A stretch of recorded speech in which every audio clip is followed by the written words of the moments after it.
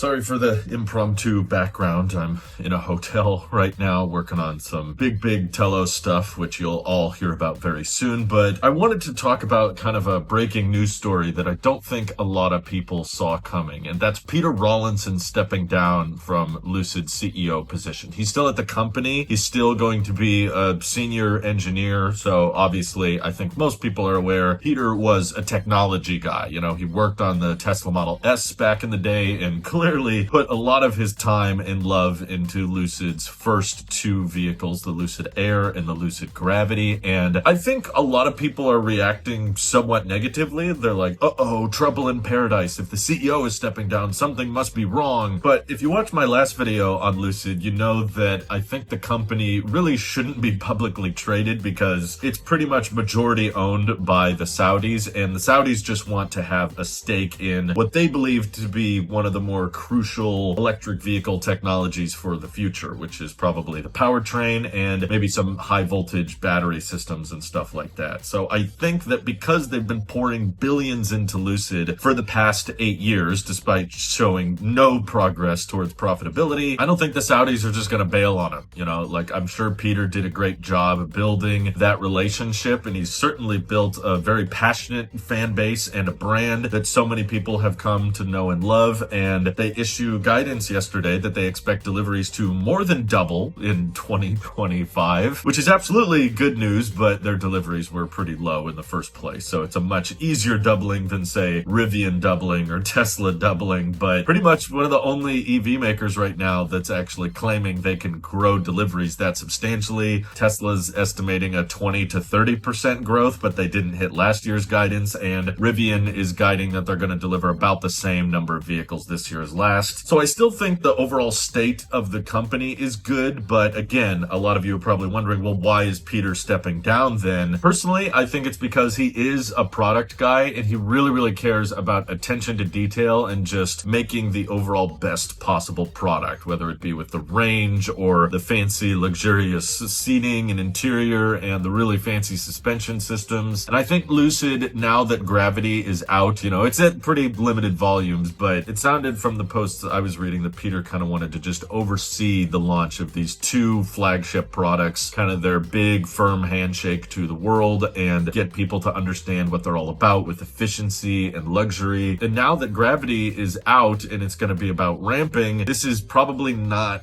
Peter's expertise. He's not so much about figuring out how to mass produce vehicles at scale, and the Lucid Air never really quite hit the volumes a lot of people were anticipating. It's still sold incredibly well relatively for the premium sedan market. You know, it's outselling the Model S, it's outselling Porsche, which is quite impressive, but the premium sedan market is not a very large one. There's fewer and fewer people justifying spending 80 plus grand on sedans these days, so it's kind of like being the fastest snail in the race. So the Gravity should change things up a bit because the premium SUV segment is a lot bigger, a lot more competitive. You know, the Rivian R1S has been selling really well, and I think the Gravity will likely sell much better than the Lucid Air. But especially during this ramp up phase for Gravity, Lucid is also going to be pivoting to focus on the Lucid Earth, or the Lucid Midsize, which is of course their more affordable model. And I think it's safe to say that the next Lucid CEO needs to focus a lot more on cost cutting. It's going to be somewhat difficult, I think, for Peter to get excited for the Lucid Midsize because it's mostly just going to involve a lot of compromising. Like, it's going to be trimming down on the size, the suspension, the luxury features. You know, now it's got to be about being more cost effective. And sure, I'm positive they're still going to focus on making it aerodynamic and efficient and still getting great range out of a relatively small battery pack. But I think a lot of those little details that go towards a more premium EV are probably not Peter's main focus. And it should be mentioned also that Rawlinson, compared to other automotive CEOs out there, is